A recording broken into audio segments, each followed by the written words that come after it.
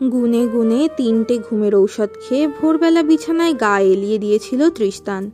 ঘড়িতে এখন রাত 10টা।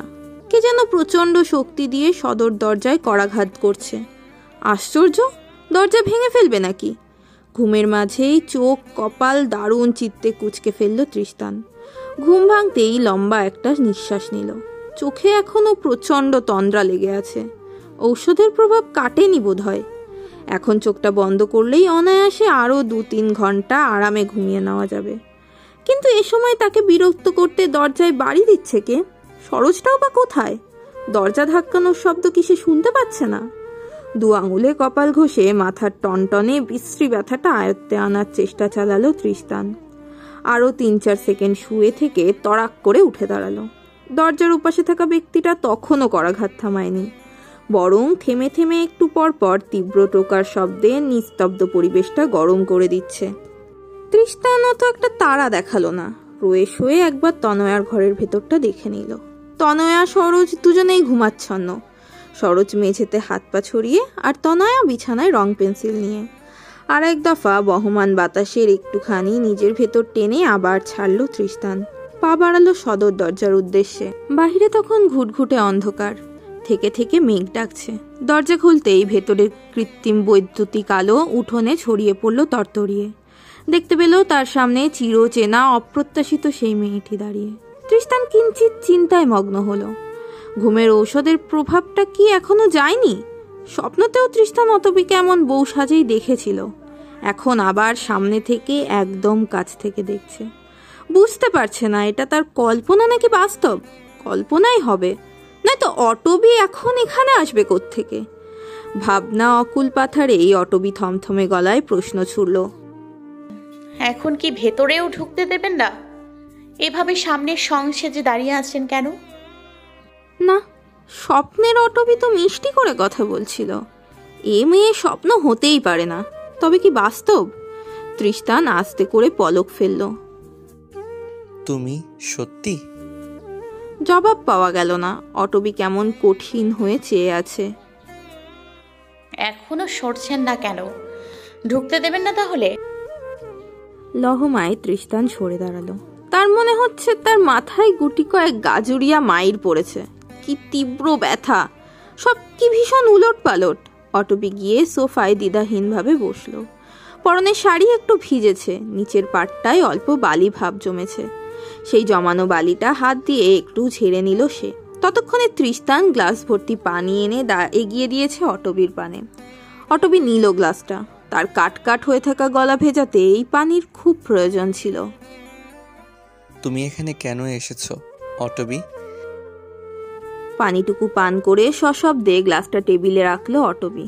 গম্ভীর কণ্ঠে বলল, আমার বিয়ে ভেঙে গেছে। তৃষ্টান সামনাসামনি সোফায় বসেছে। দুজনের চোখ দুজনের মধ্যিখানে। অটবি স্পষ্ট দেখলো তৃষ্টান বাম চোখটা খুব সামান্য বাঁকিয়েছে, অথচ চেহারায় ভাবাবেগ শূন্য। লোকটা কি বিশ্বাস করেনি? আপনি কিছু বলবেন না? কি বলবো? নির্লিপ্ত কণ্ঠ। অটবির সহ্য হলো না। আমার বিয়ে ভেঙে গেছে তৃষ্টান, আপনার কিছুই বলার নেই? তৃষ্টানের দৃষ্টি অটবি থেকে সরে এখন পানির গ্লাসে। ঠিক যেখানটা অটবি ঠোঁট ছুঁয়েছিল সেখানে লিপস্টিকের স্পষ্ট দাগ, ঠোঁটের নিখুঁত ভাঁজ। না, গ্লাসটা ধোয়া যাবে না। কোথাও গোপন করে লুকিয়ে রাখতে হবে। গ্লাসের দিকে নজর রেখেই তৃষ্টান বলল, তোমার এখানে আসা উচিত হয়নি অটবি। চলো, বাসায় পৌঁছে দিচ্ছি। আর এমন পাগলামি করবে না।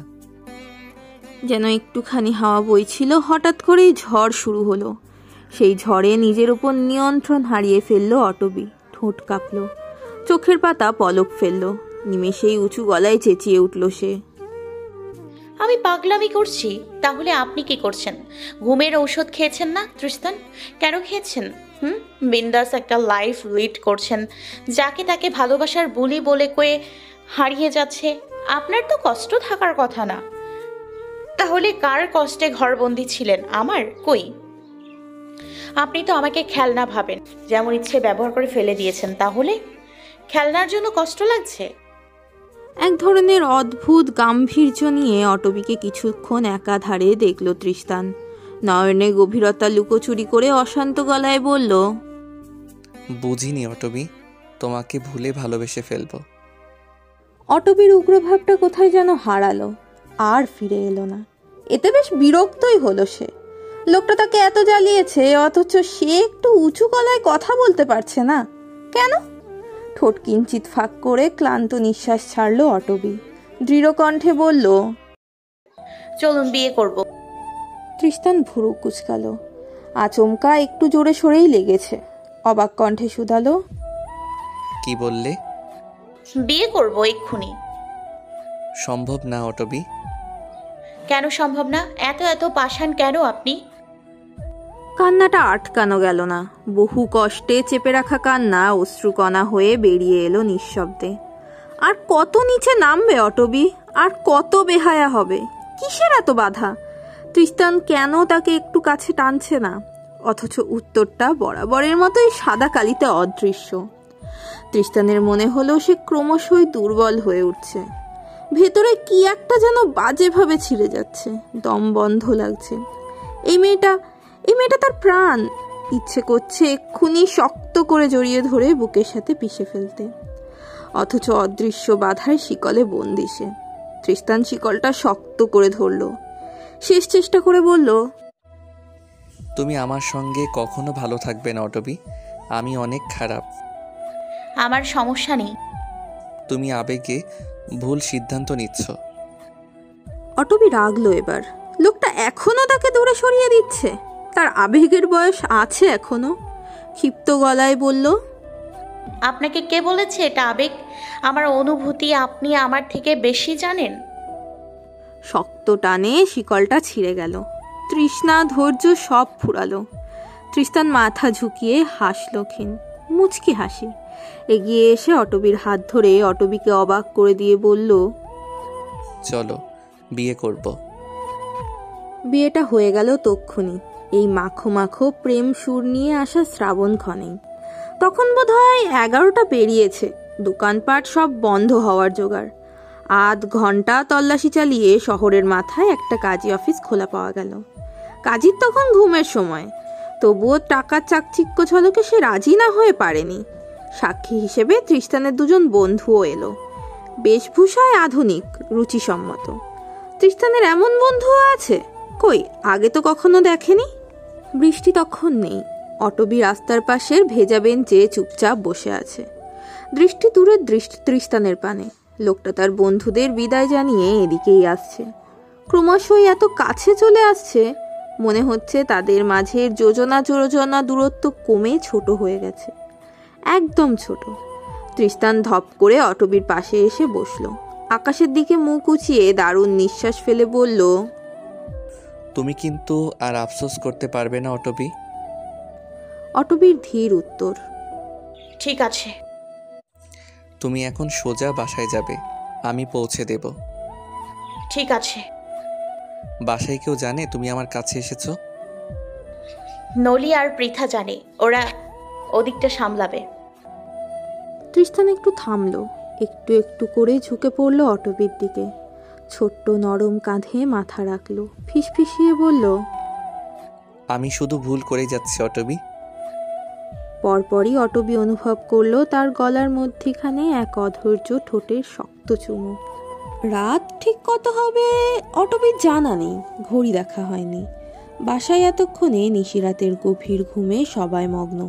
তার বড়লোকী আত্মীয়দের কেউই তাদের ভাঙা বাসায় থাকতে আগ্রহী নয়।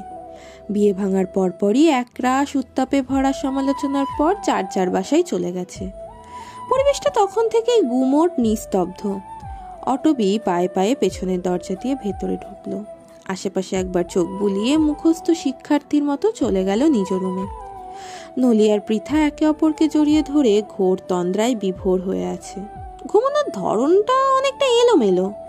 নিশ্চিত এতক্ষণ তার জন্যই অপেক্ষা করছিল তারা। ছোট্ট নিঃশ্বাস ফেলে ওদের দিকে এগিয়ে গেল অটবি। সুন্দর করে শুইয়ে দিয়ে গায়ে কাঁথা টেনে দিল। এ মেয়ে দুটোর ঘুম আবার ভীষণ ভালো। একবার ঘুমোলে প্রচণ্ড শব্দেও সহজে ঘুম ছাড়ে না। ফোনে তখন অত চার্জ নেই। কোনো মতে লম্বালম্বি বক্সে এক দাগ অবশিষ্ট আছে। নষ্ট ফোনে এতটুকু চার্জ 5 মিনিটও টিকবে না।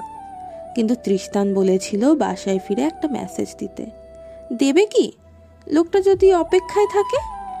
নলিদের পাশে অল্প জায়গায় রয়ে শয়ে গা এলালো অটবি। ফোনের কন্ট্যাক্ট লিস্টে টি অক্ষরে তৃষ্তার নামটি খুঁজে বের করলো চটজলদি।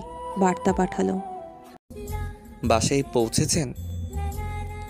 সঙ্গে সঙ্গে উত্তর এলো না, সময় নিল বেশ। অটবির অধীর অপেক্ষার অবসান ঘটিয়ে ফোনে জল করলো 3টি অক্ষরের শব্দ, এসেছি। তারপর আবার টুং করে শব্দ হলো। এখন কি করছো? বাসার কেউ কিছু বলেছে? অটবি দ্রুত টাইপ করলো, না, সবাই ঘুম।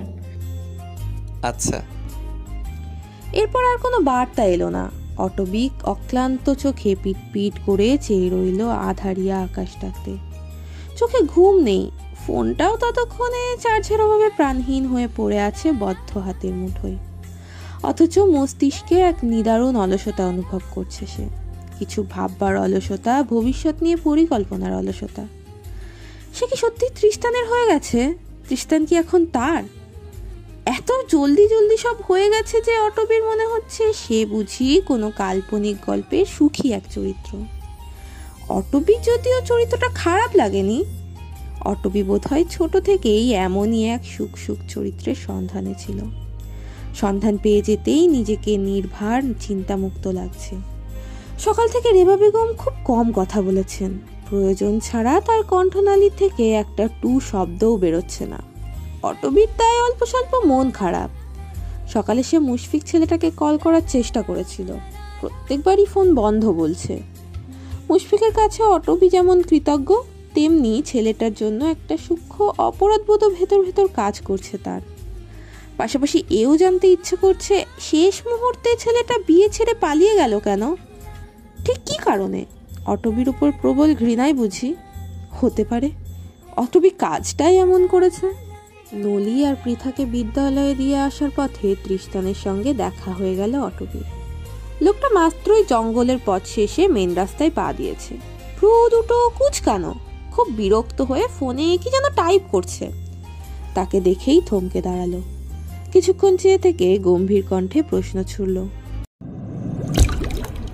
হ্যালো গাইস, ভিডিওটি ভালো লাগলে একটু লাইক করে দিও, আর অবশ্যই কমেন্ট করে জানাও ভিডিওটি তোমাদের কেমন লেগেছে। আর ভিডিওটির পরবর্তী পার্ট খুব তাড়াতাড়ি আসবে। তো যারা এখনও চ্যানেলটিকে সাবস্ক্রাইব করোনি, প্লিজ পরবর্তী পার্টগুলো দেখার জন্য চ্যানেলটিকে সাবস্ক্রাইব করে পাশে থাকা বেল আইকনটি প্রেস করে দিও। ধন্যবাদ সবাইকে, আমাদের সাথেই থেকো।